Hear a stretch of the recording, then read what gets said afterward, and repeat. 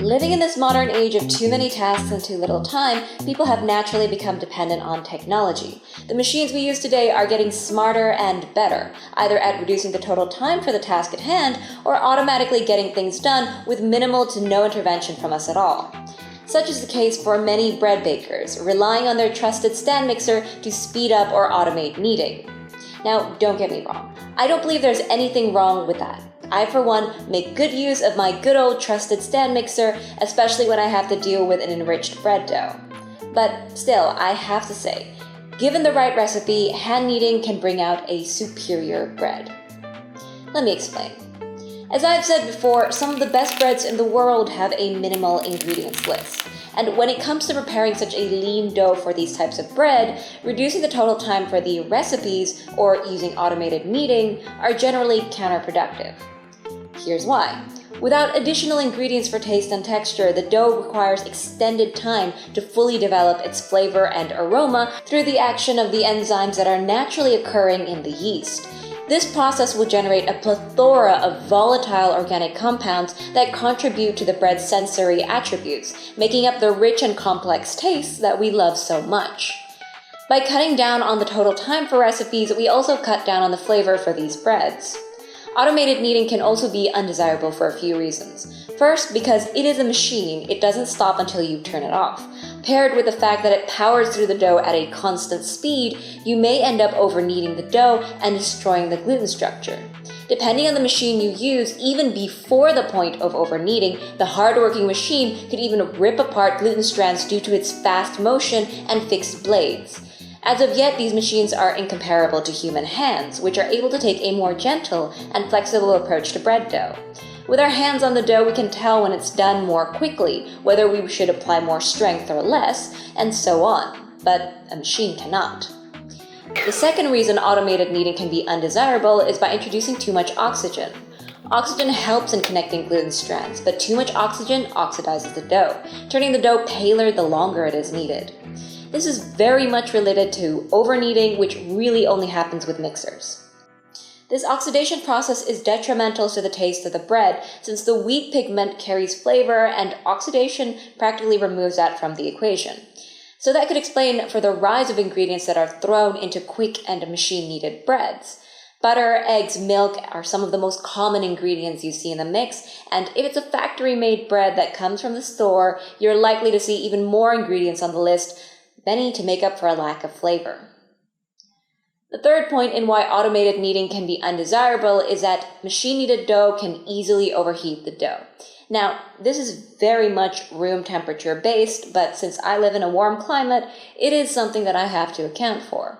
An overheated dough can lead to a faster fermentation, hence compromising the flavor even more. Alright, those are 3 reasons why automated kneading can be undesirable.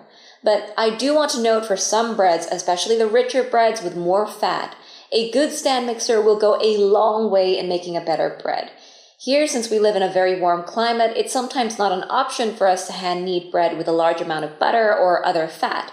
It would be a mess, and it's a much better idea to just use the machine instead. Machines are convenient, and they have their uses. This video is not so much to crusade against them, as it is to talk about more ways of gluten development on the path to better bread.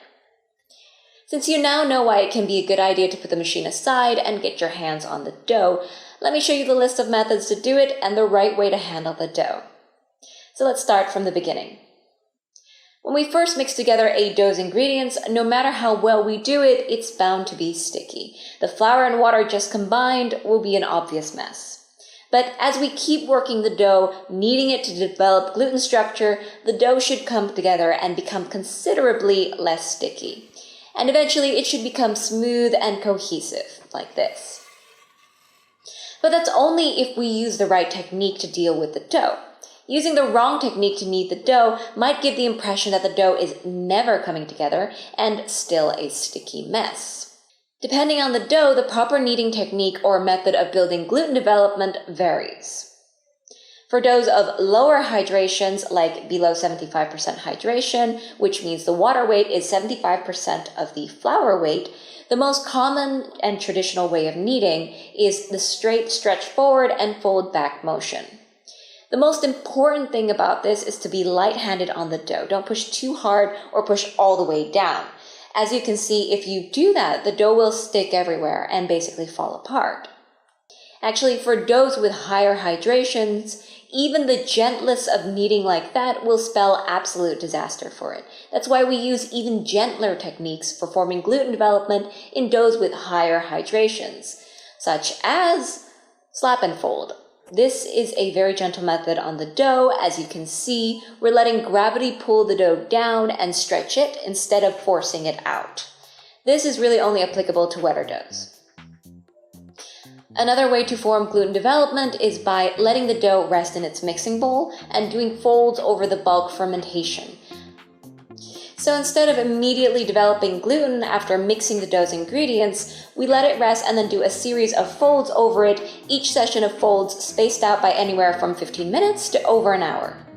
By the time the last fold is done, the dough will be stronger and smoother. Again, this is mostly used with high, and I mean pretty high hydration doughs. For these doughs, even after they have formed some gluten, we usually need to coat our hands with something before we handle them. Flour works very well for reducing stickiness, but it can lower the hydration of the bread, which makes the whole point of making a very high hydration dough rather moot. So we normally also use water and/or oil to line our hands first before touching the dough. There are a bunch of variations to how we do this series of folds on the dough. Some of the most common are stretch and folds, where we use a bit of water to line our hands before pulling the dough up and folding it back down, repeating for all sides of the dough. It's basically the same line of actions as all of these gluten development techniques. We stretch the dough and fold it back, realigning the gluten strands into a strong gluten network. Instead of stretch and folds, we can also do coil folds. Similar principle, but even gentler. So we dip our hands in water, then we lift the dough from the middle, letting gravity pull it down before folding it over itself. A bit more extensive than coil folds and stretch and folds is lamination. So for lamination, we dip our hands in water again, then we take the dough out of the bowl, and now we spread it out very gently into a rectangle before folding it into itself. Lamination, coil folds, and stretch and folds are frequently used in conjunction with each other. They are all simply methods to increase dough strength, with lamination and coil folds generally being used later on after the dough has a little more strength. This is partly because lamination does require the dough to be able to be stretched out into a thin sheet, which indicates some gluten development already, and coil folds are frequently used as a more gentle way to build strength in an already tight dough. Now, the final way of building gluten development I want to mention is actually the no-knead method. If you're not familiar with this is a method where we mix the dough together and then do nothing. That's right, we leave the dough be, and after enough time has passed, the dough will actually have enough gluten development. So this isn't magic, it's actually because of the yeast inside the dough and the natural process of the flour and water. Because we give the dough so much time, the enzymes in the dough are allowed to fully come into play, actually weakening the bonds between the gluten's proteins, making them so weak that even the tiniest of motions are enough to very roughly knead them into a gluten network. And that's where the yeast comes in, producing carbon dioxide gas bubbles that move throughout the dough. It's very tiny, minuscule, but enough. That's how gluten development works in no-knead breads. Of course, this normally takes a very long time, and in fact, most recipes will put in at least 1 or 2 folds to build just a bit more strength. But it's already quite amazing that it works at all. All these methods will create gluten development in bread, making it stronger and capable of rising. But even after you've used the right techniques on your dough and you've given it enough time, and you still find it to be sticky and rather unpromising, then you might want to check the ingredients. More specifically, your flour type. Flour comes in many different types. The ones we typically use for artisan breads or high hydration doughs is bread flour. Bread flour has a very high protein content, and these proteins are the ones that make up the gluten. That's why bread dough made from this stronger flour will be stronger, because it started off with more gluten right off the bat. Bread flour is also capable of absorbing more water, again, partly due to its protein content. This may mean that if you switch to a different type of flour, you may have to readjust your recipe's water content. For example, maybe using a flour with less protein content would mean reducing the water you add. But since protein content is not the only factor affecting water absorption, you might have to experiment around a bit. There are many stories of bakers having to change recipes when using a new brand of flour or perhaps baking in a different climate. I guess this is part of why making bread dough can be such a varied experience for different people. There are so many factors influencing the end result, and the only way to tell what's really going to give you the best bread dough is through experimenting with ingredients and methods. And that's it for today. Thanks for watching, and bye!